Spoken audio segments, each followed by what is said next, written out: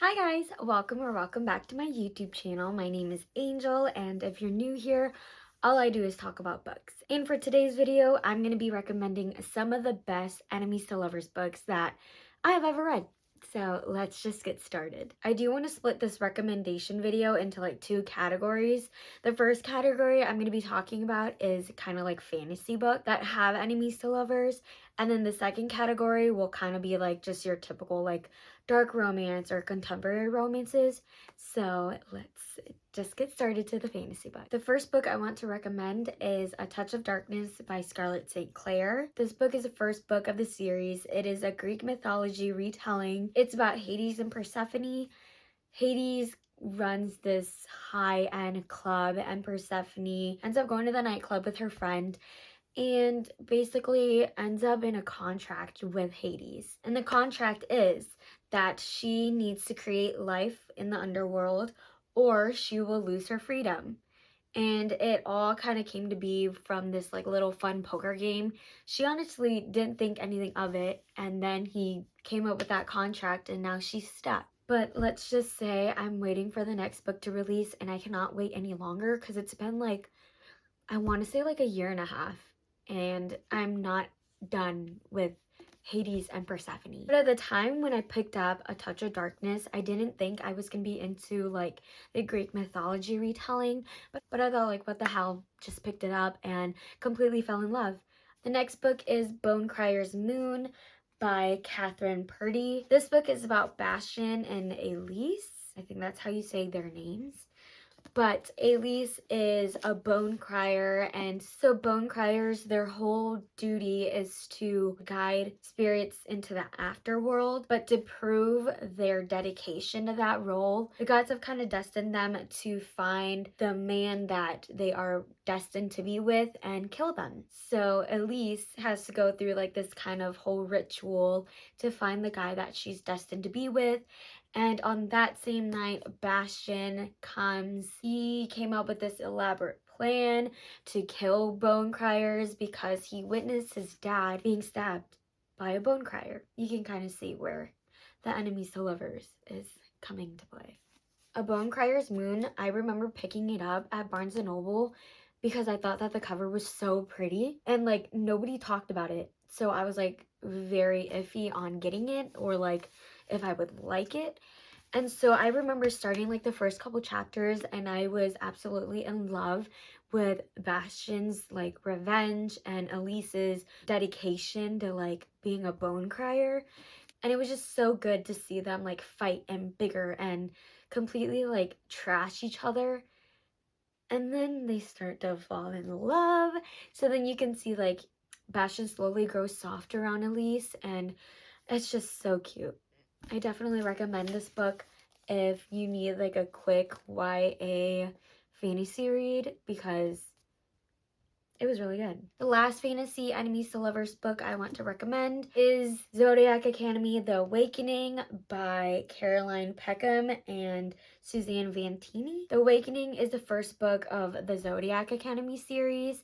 It is about Tori and Darcy. They grew up in the foster care system, and after being treated horribly by their foster dad, they run away and live on their own, only to be found by Lance Orion and is sent to a magical world called Solaria, and they are to attend the Zodiac Academy and graduate, and then they would be able to claim the throne of Solaria. They have received the news that their actual parents were the king and queen of Solaria and basically were thrown into the mortal world to protect them. So you may be wondering where the enemies to lovers come in. And that's when Tori and Darcy meets the four heirs. The four heirs, they grew up training to claim the throne. After Tori and Darcy's parents had sent them away, they were killed and there were no heir to come and claim the throne. So Solaria came together and basically just established where the four heirs' parents come together and kind of rule Solaria together. And so the four heirs have been training their whole lives to one day take over their parents' positions and rule Solaria together. And then when Tori and Darcy come in the picture, The heirs are definitely feeling threatened. So the four heirs bully Tori and Darcy and literally make their lives a living hell. And just talking about the first book is so emotional because I remember starting The Awakening and was like thinking nothing of it and thought about how mean the four heirs treated Tori and Darcy and how I literally would cry if they bullied me in real life. So the next category is gonna be like dark romance and like contemporary romance. So let's just start with like dark romance because we'll just get that out of the way. And this series definitely will cause you a lot of emotional trauma, so be ready for that. You'll like grow to love the four heirs and Tori and Darcy, and all of these forbidden relationships are starting to form. The next book I want to recommend is Hooked by Emily McIntyre. This book is a Peter Pan Captain Hook retelling. It is about James and Wendy. James comes into contact with Wendy and literally uses her against her dad, Peter. So James is trying to be the nicest, kindest, loving person to Wendy, and Wendy not knowing that James is only using her to get revenge on her dad. I would say this book is definitely so good. The rest of the Never After series are all about villains, and so all of Emily McIntyre's books are enemies to lovers. And because they're about villains, like, it's a completely different perspective from, like, the hero getting the girl. But now, the villain gets the girl. And I'm here for it. The next book I want to recommend is Brutal Prince by Sophie Lark. This book is about Ada and Callum. Their families are rivals who are battling against each other, just trying to rule Chicago's underworld. And so with that being said, Ada and her siblings one night sneak off to the rivals' families' like birthday party, and Ada unfortunately sets their library on fire with Callum inside it.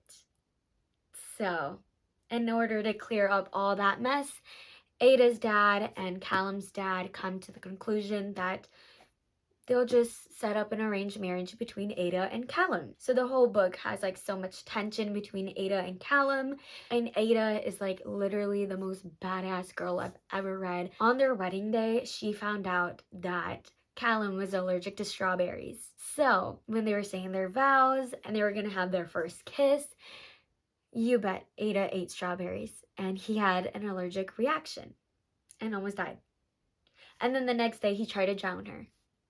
So, a little snippet of Brutal Prince for you. The next book is The Risk by Al Kennedy. This book is about Brenna and Jake. They are from different colleges.